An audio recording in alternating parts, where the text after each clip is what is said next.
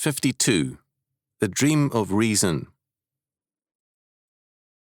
Dreams, daydreams and night dreams are insubstantial wisps of the mind which occupy a substantial amount of man's life and time. On rare occasions, according to Scripture, God has used dreams to speak to men, but this is no reason to dignify dreams as such.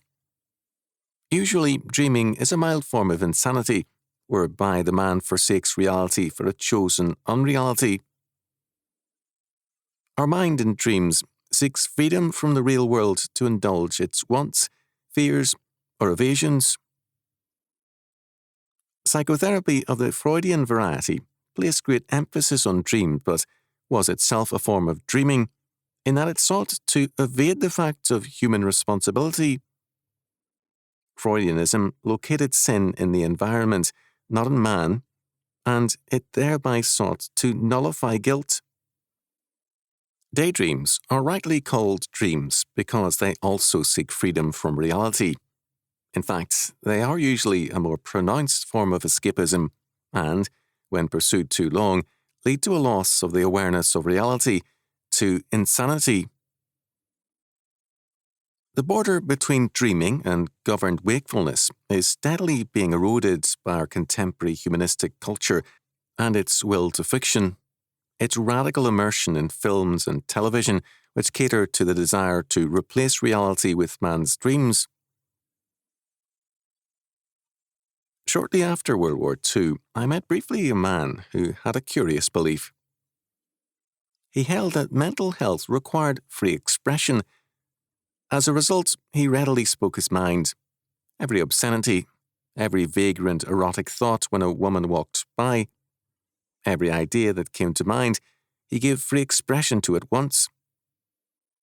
He insisted that his was the free and healthy mind in a sick and repressed world. Since he had enough money now to indulge himself, I asked if he now would seek greater health by indulging in his daydreams. He had two, he said, one of which he would not indulge, since he wanted to live, namely to improve the world by executing a number of its political heads. The other daydream was to sample a variety of beautiful women of different races and colours. I then became the object of his free expression of mind when I called attention to the contradiction between his professed anarchism and his dreams of coercion. Certainly, the execution of various heads of state was coercive and not compatible with an affirmation of radical freedom for all men. Then his sexual dream was also coercive. He wanted these women to be the creatures of his will. What he was saying was, "My will be done." His thinking did not see solutions and personal fulfillment as regeneration through Christ, but as coercion. I wanted to add that any non-Christian solution had to rely on externalism and coercion for its solutions, including coercive education, but by then he was freely expressing his mind about the obscenity of Christians and Christianity. This is, however, the hard reality which humanistic man refuses to recognize.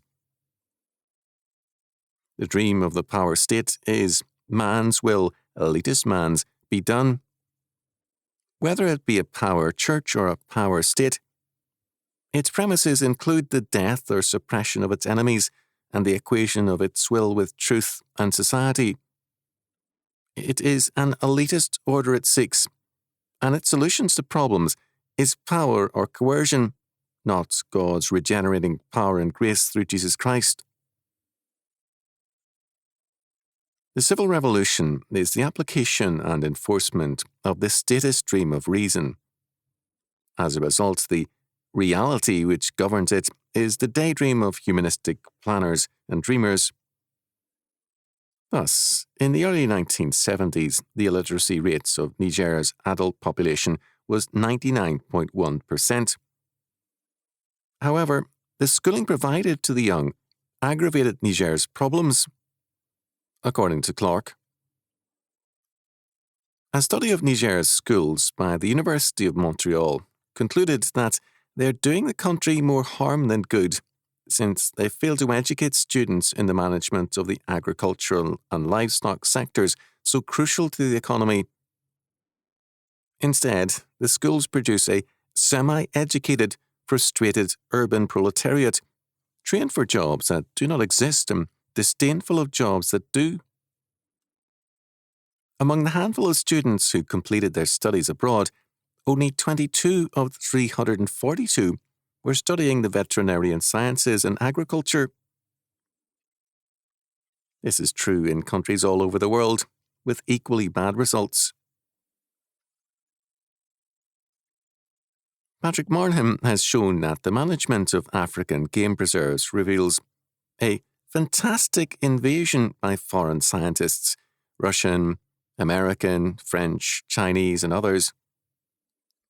Reports on the wildlife are falsified to give grounds for increasing controls over more and more land in contempt of the needs of African peoples. Where scientific work among the human population is underway, the priority is given to research rather than therapy, that is, studying the natives' health rather than healing them of easily curable conditions. Power is the goal of political parties and of the modern state. Commenting on this fact, Owen Chadwick wrote, "Before Marxists attained power in Russia and China, the proposition was widely believed: government likes religion. Wanting honesty in service, it hopes that religion helps make honest men who serve. But government is ever aware that religion is unpredictable and that profits are hard to control. To rule, men need compromise. In face of the sacred is always an unbendable will. Government likes religion to bless its acts, crown its dictators, sanction its laws, define its wars as just, be decorous masters of national ceremonies. And since, on grounds of religion, religious men may criticize acts or laws or wars or modes of waging war, government prefers quietness and contemplation to excessive zeal. Though religion is important to government, it does not value excess of religion. It is happy with general morality, reasonable and moderate, but uncomfortable with too much enthusiasm. As states have been more and more humanistic, they have also increasingly distrusted the Church and Christianity as an independent and dangerous power. Thus, in the France of the 1880s, with anti-clericalism strong, one man said openly, "Anything with a strong moral life embarrasses government." This is the reason why Tertullian's plea to the emperor was futile. It was true, as Tertullian said, that the Christians were Rome's best citizens, the honest taxpayers, and the finest soldiers. But a morally strong people exercise a resistance to evil powers which others do not. Moreover, the modern state is given to absolutism as an aspect of its claim to sovereignty. Dooyeweerd pointed out that the theory of the state in the post-Reformation era has been governed by the mechanistic model of a machine, an instrument of control, and this is an aspect of its natural law origins. The state, we can add, has in such thinking the same necessity as does gravity. It is an aspect of the natural order and its own law sphere in a naturalistic sense. Moreover, Dooyeweerd wrote, "Humanistic thought directed itself particularly to the construction of the state. The new state, which was unknown in medieval society, was designed as an instrument of control that could gather all power to itself. Humanism assumed that science was as competent to construct this state as it was to manufacture the mechanical tools controlling the forces of nature. All current knowledge of society, which was still relatively incomplete, was consciously adapted to this constructionist science ideal." At the same time, we are told that morality in the biblical sense is not a civil concern. Indeed, state schools teach morality as a purely personal set of values, which has no mandate for life at large. Situation ethics prevails. The state's concern is not the moral satisfaction of victims of crimes, that is, restitution, but public policy. The biblical perspective requires restitution. Sin is primarily an offence against God, the lawgiver, and secondarily an offence against his creature, man, and his creation. Without necessarily agreeing with the forms it took, the restitution and penance required by the early church recognized sin as something that required correction in man and society. We have an amusing example of this from the early 1300s, in the case of Sir Eustace de Ambrecourt, whose father had been a founder of the Knights of the Garter. Sir Eustace stole Elizabeth of Juliers, niece of a queen, out of her convent with her consent. He had a hedge priest, John Ireland, marry them before sunrise. Elizabeth, for breaking her vow, a deadly sin, had to recite daily the 7 penitential psalms, the 15 gradual psalms, the litany, placebo and dirige, and, together with her husband, give freely to the poor whenever they had carnal intercourse. Because of the benefits to the poor, the needy villagers gathered each morning early to cheer him on and to rejoice in his accomplishments. The naturalistic or mechanistic model of the state reduces human action and sin to conditioned reflexes, to reactions to an environment, and generally to basically impersonal sociological forces and influences. This further demoralizes man and society. Biblical faith, however, views human action and sin in personal terms. Sin is personal guilt, and David confesses this fact and acknowledges the full justice of God's judgment.